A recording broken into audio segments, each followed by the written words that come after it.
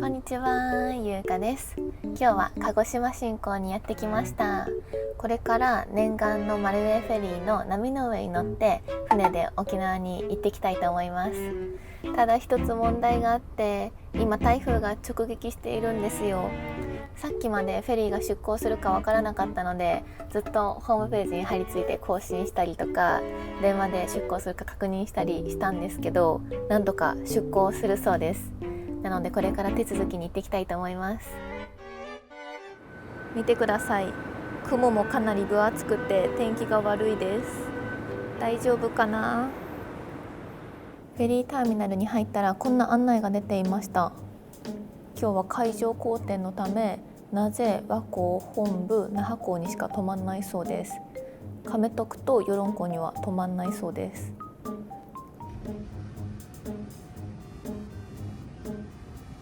条件付き運航っていうのは行かないかもしれないし、途中で引き返す恐れがあるかもしれないけど、それでもよかったらどうぞっていう感じらしいです。いや、怖いんですよね、途中で引き返しちゃったら。ちなみに今書いているこの紙は自動車用の申込書です。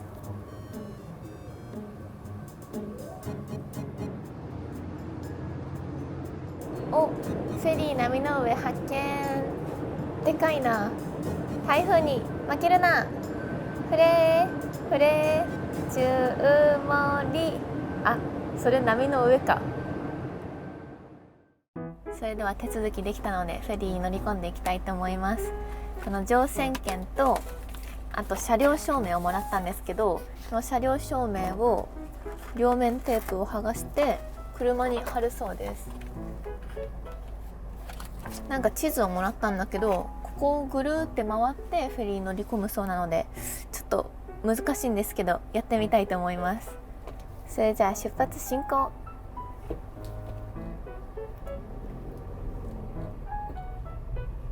いや、でも本当にフェリーが運航するって聞いてほっとしました。もうここまで来て運航しませんって言われたらどうしようって思ってめっちゃ怖かったんですけどね。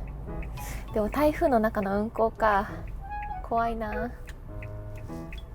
さっき窓口でも結構みんなパニックになってて、受付のお姉さんにこれ条件付きってどういうことですか、降りれなかったら僕たちどうなるんですかとかっていう会話が飛び交っていて、みんな同じ気持ちなんだなって思いました。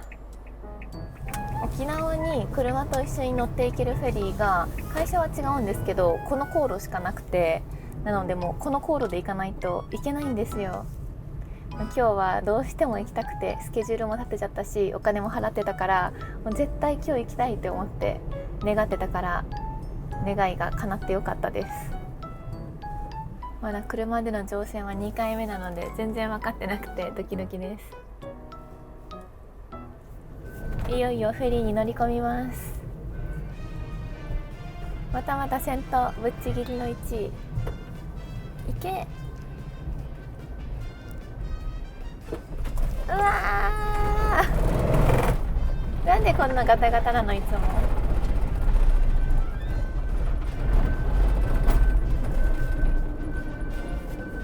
上に登るみたい。す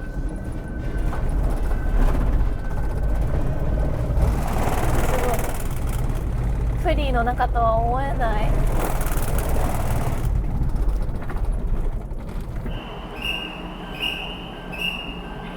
ゆっくりゆっくりゆっくり。なんとかできました。今までで一番難しい駐車でした。誘導の方がいてよかったです。それじゃあ車から降りてフェリーに乗りたいと思います。車止めはいつもの5倍ぐらいしっかりやってますね。やっぱ台風でいっぱい揺れるからがっちり止まってます。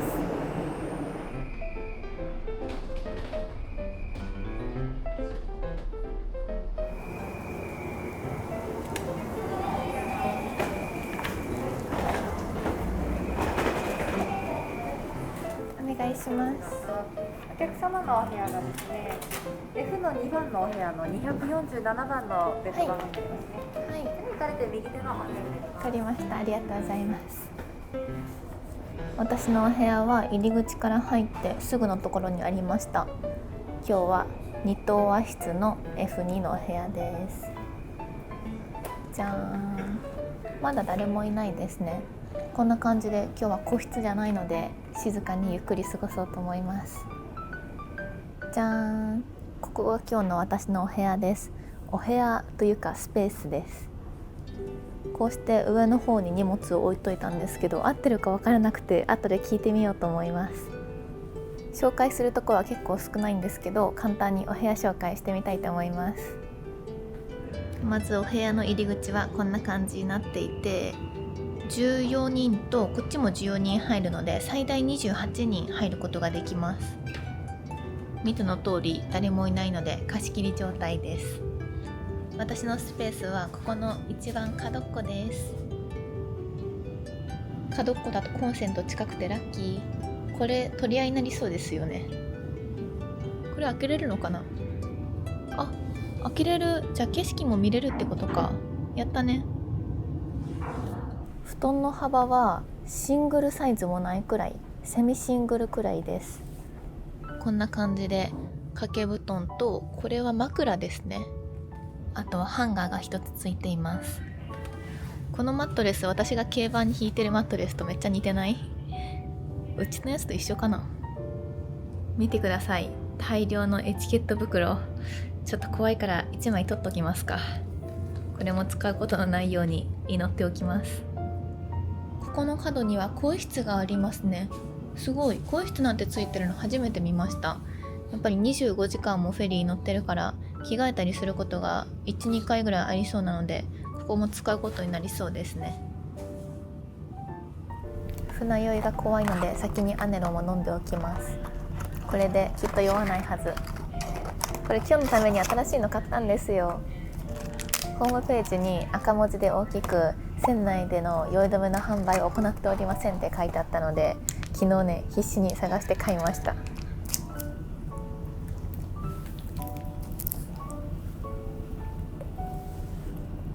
よし、これで酔わないはず。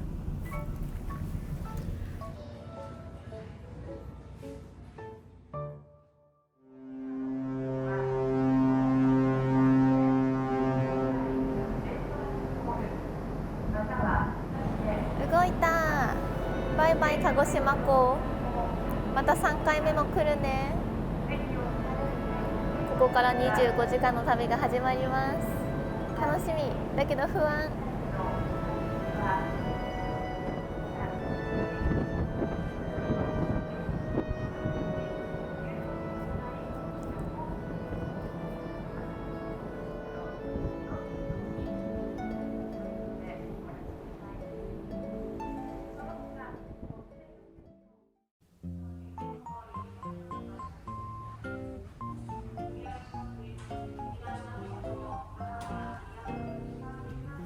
フェリーの出港を見届けられたので夜ご飯を食べに来ました。じゃん、エビフライカレーにしました。めちゃくちゃ美味しそう。このフェリーレストランの営業時間がめちゃくちゃ短いんですよ。夜ご飯は50分間しかないので急いで来ました。あ、見て、お箸もかわいい。マルウェフェリーって書いてあるよ。それじゃあいただきます。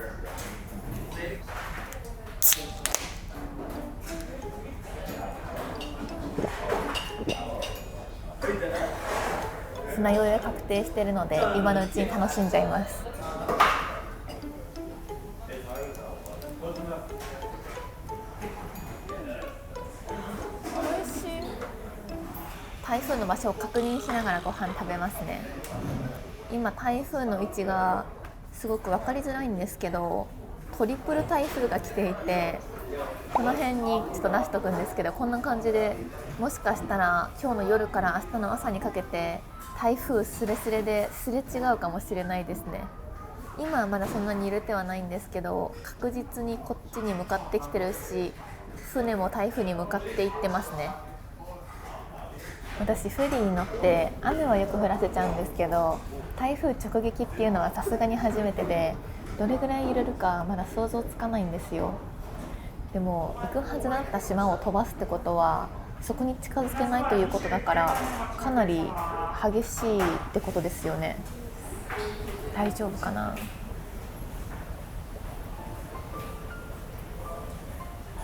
ちなみに今日乗船している方はドライバーさんだったり自衛官っぽい人が結構多くて、私みたいな旅行で来てますっていう方はあんまりというか誰もいないですね。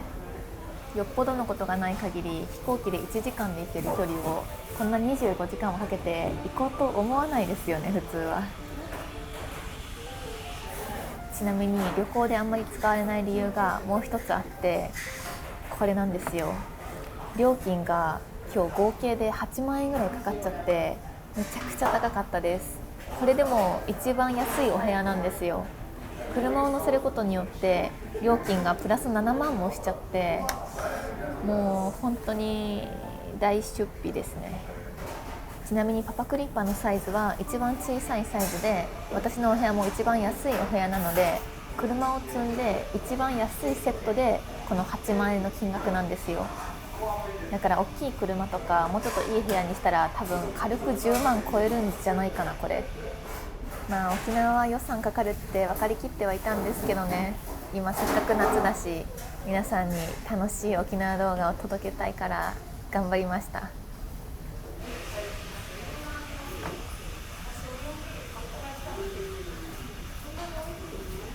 ごちそうさまでした。美味しかった。レストランの営業時間が短いから焦って食べました。ちょっと今日はいっぱい運転して疲れたので少し休憩したいと思います。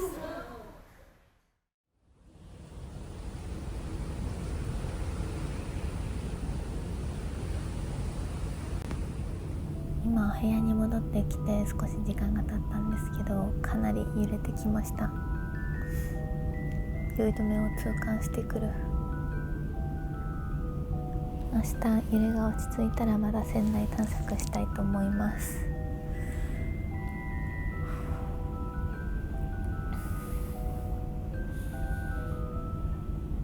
やばい、気持ち悪い。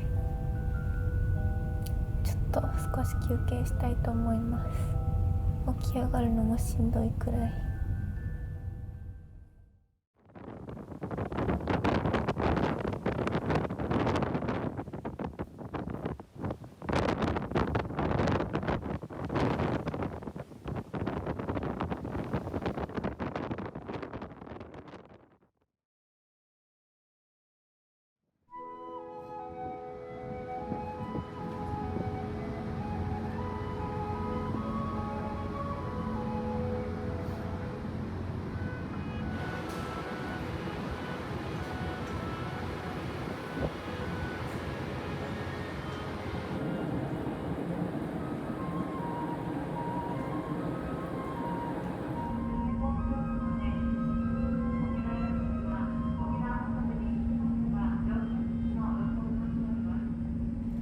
おはようございます。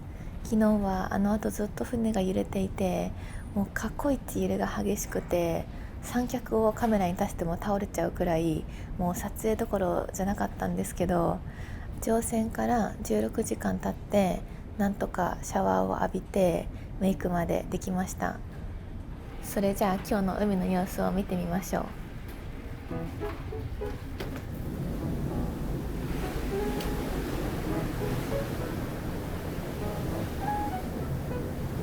今日の海の様子はこんな感じです。空は全体的に雲がかかっててあんまり景色は見えないんですけど、今あっちの方に見えてるのが徳之島です。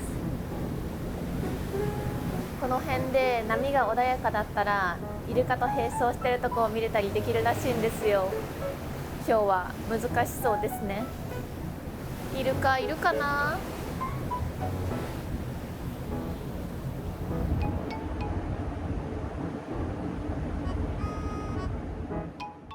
それじゃあ元気なうちに船内探索してみようと思います。まず乗船口から入った景色がこんな感じです。入ってすぐ右に売店とインフォメーションがあります。船内マップはこんな感じになっていて、今4階にいるんですけど4階と5階だけ行き来できるようになっています。そう、このフェリーは大浴場がなくてシャワー室しかないんですよ。だから大浴場には行けなかったです。あとゲームセンターとか時間を潰して遊べるような場所もないので、このフェリーはもう移動メインのフェリーですね。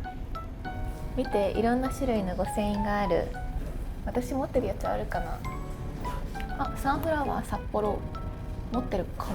持ってるっけこれ買ってないか。乗ったけど確か買ってないわ。持ってないですねこれは。ちなみに波の上はこんな感じの御船印だそうです。めっちゃ可愛い。ちょっと後で買おう。売店の営業時間は短いので今はまだ営業してないんですけど、また営業したら来たいと思います。そしてこっちの方に行くとお部屋がずらーっと並んでいます。2等寝台 B と2等のお部屋があります。私のお部屋はすぐそこの F2 って書いてあるお部屋です。そこはちなみに女性専用になっていて、男性の方は出入りできないです。反対側にはレストランがあります。レストランの営業時間はこんな感じになっていて、昨日この50分間の間で夜ご飯を食べたんですけど、次は昼食の時間まで待ちたいと思います。ここも30分間なので絶対この時間に来れるように頑張ります。レストランの横の方にはこんな感じで広々としたスペースがついていて、ここに座ってると一番電波が入りやすいので、よくここに座って携帯いじってました。そしてこっちの方には自動販売機とか、あとアイスも売られています。あともちろんお酒も販売してます。レストランとか売店の営業時間が短いので、こうして別で販売してくれるのはありがたいですね。この4階の真ん中にある階段を登っていくと5階につながってます。フェリーの階段ってなんか好きなんですよね。わかりますか？船が結構揺れてるから上がるの怖いんだよね。落ちそうになります。5階に上がった雰囲気はこんな感じです。結構座るところが多くてテレビもあったりするので、この辺で休むのも楽しそうですね。そしてあそこの扉から展望デッキに出ることができます。このフェリーはざっくり分けて5個ぐらいのお部屋があるんですけど、特等室と1等室と、あと2等 B 寝台、2等 A 寝台、2等室のお部屋があります。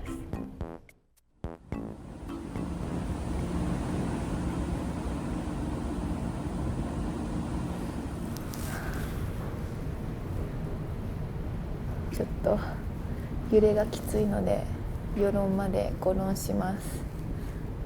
でもお昼ご飯は食べたいから、それまでに復帰できるように頑張ります。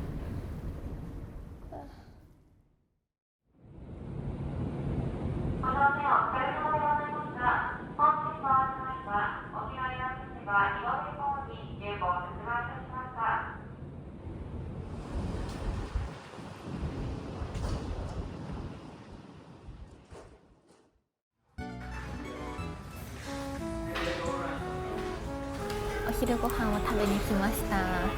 お昼はこんな感じで牛丼定食にしました。足りるかな？買い足した方がいいかな。今の時間はだいたい12時くらいなんですけど、今は和泊港に到着しました。和泊は到着するか分かんなかったんですけど、泊まりましたね。寝たり起きたり繰り返しながらなんとか18時間経過しました。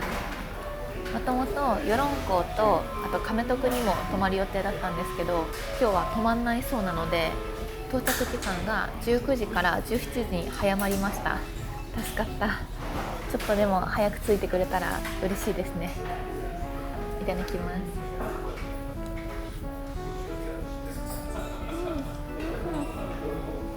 昨日は売店も閉まってたからめちゃくちゃお腹が空いてて、やっとご飯食べれて嬉しい。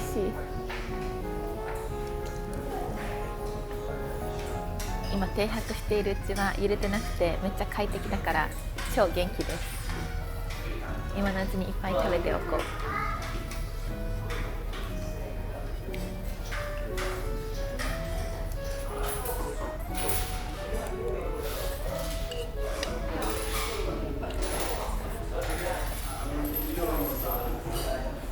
ごちそうさまでした。美味しかったんですけどお腹いっぱいにならない。まだ食べたい。いやでも気持ち悪くなっちゃうから一旦終わりにします。売店にやってきました。これが最後の営業時間だそうなので今のうちに行ってきたいと思います。売店の中はこんな感じです。広くはないんですけど、いろんな食べ物やお菓子だったり、あとはマルエフェリのグッズなどが売られています。お酒もたくさんあるんですけど、今日は車なので我慢しときます。じゃん、売店で5000円をゲットしてきました。これ限定デザインらしくてめっちゃ可愛くないですか？やったね。これで7個目ぐらいになりました。あとはカップラーメンとおにぎり、いやこれは違うんですよ。ちょっと下船前に食べとかないと下船してからお腹空きすぎてやばいかなって思って今のうちに食べようと思います。全然言い訳になってないですね。お腹が減ってまたご飯買っちゃいました。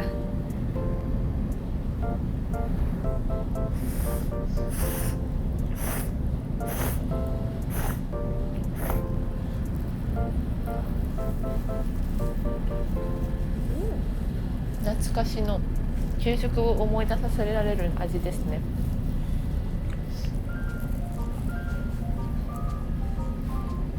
今は本部港を出港したんですけど、ついに最後の那覇港に向けての出港になりました。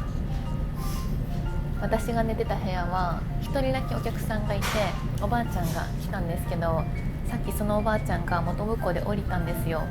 あんまり会話しなかったんですけど、最後さようならって言ってくれて、ちょっと友達ができた気分になりました。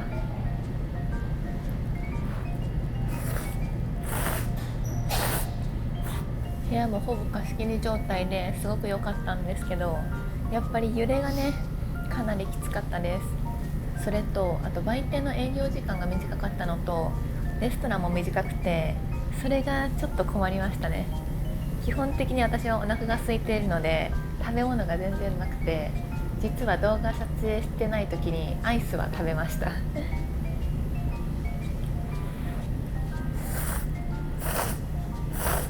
那覇港に17時50分に着岸するってアナウンスが今流れたんですけど、今16時なのであと約2時間くらいですね。いや25時間結構長いかなと思ったんですけど、長かったですね今回は。この地図を見る感じ、台風のところはもう突っ切ったのかな。多分通り過ぎましたね。昨日の揺れが10分の15だとしたら、今は10分の5ぐらいですね。まあ揺れは感じるんですけど、昨日に比べたらだいぶ収まってきました。食欲は収まらないんですけどね。あ、そう、あとびっくりしたのが、島と島の間を渡ってるから電波は絶対入んないんだろうなって思ってたんですけど、結構携帯使えて、こういう窓際にいれば電波普通に入るし、船にも Wi-Fi がついてるから米編とかも普通にできたんですよね。それはめっちゃ助かりました。今はマップのこの辺りにいます。ここですね。私沖縄はそんなに詳しくないのでちょっと詳細わかんないんですけど、ブセナ海中公園っていうところにいますね。沖縄行くのは人生で4回目くらいなのでめっちゃ楽しみです。それじゃああと2時間揺れないように祈りながらまったり過ごしたいと思います。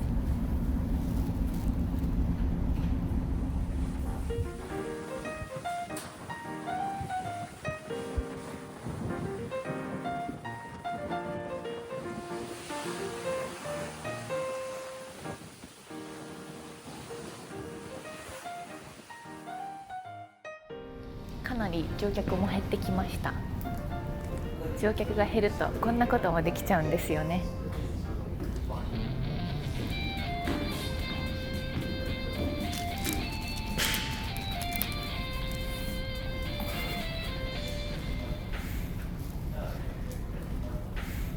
もうすぐ那覇港に入港なので私服に着替えました。乗客が誰もいなくてこの部屋は一人なのでちょっと体操しようかな。1、2、3、4、123この体操実家にこの間帰った時にお母さんがずっとやってて、ゆうかも一緒にやってって言われてやってたんですけど、途中でやめたら怒られちゃって、なので一人になっても毎日やってます。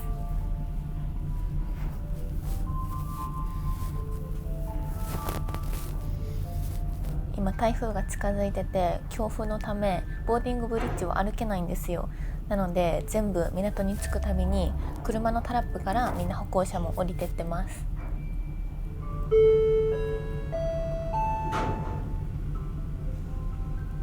ご案内いたします。本線はまもなく最終港沖縄那覇港に入港を進めいたします。どなた様もお忘れ物などございませんよう、事前のご準備をお願いいたします。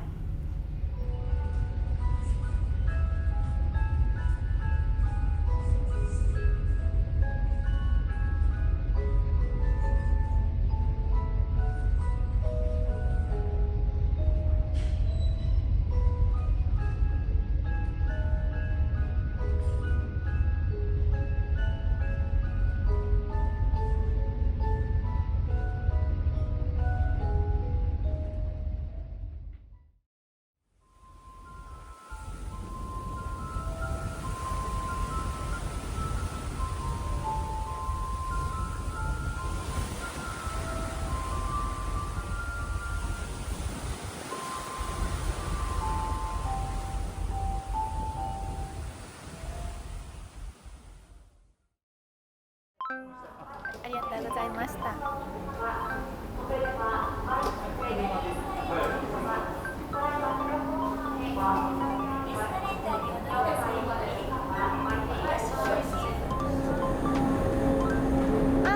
いた。よかった。カパクリッパ台風に吹き飛ばされてなくてよかった。頑張ったね。無事に車まで戻ってくれました。あとは下船するだけなので気をつけたいと思います。よ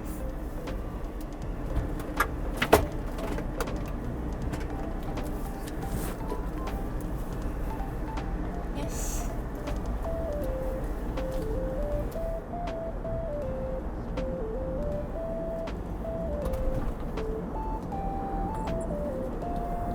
車の中のものとかいろいろ落ちたりしてて、やっぱり結構揺れたんですね、車の方も。あ、やばい、来るよ、ガタガタ道。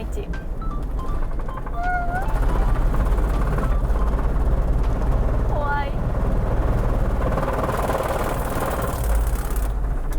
この道何回通っても慣れないですね。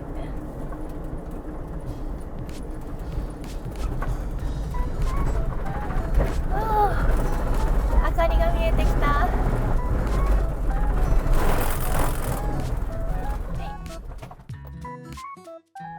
ということで、マルウェイフェリー波の上に乗って鹿児島港から那覇港になんとか到着できました。いやー、本当に台風の中すごく揺れたんですけど、無事に上陸できてよかったです。昨日の夜は船がめちゃくちゃ揺れて過去一船酔いが辛かったんですけど、なんとか無事にここまで来れてよかったです。こんな悪天候の中フェリーを動かしてくれた船員の皆さんには感謝しかありません。本当にありがとうございました。ということで、今日から念願の沖縄なので、またここから沖縄編も始まるので、次の動画も楽しみにしててください。ということで、今日も最後まで見てくれてありがとうございました。この動画が良かったらチャンネル登録とコメントと高評価お願いします。じゃあバイバーイ。沖縄楽しんできます。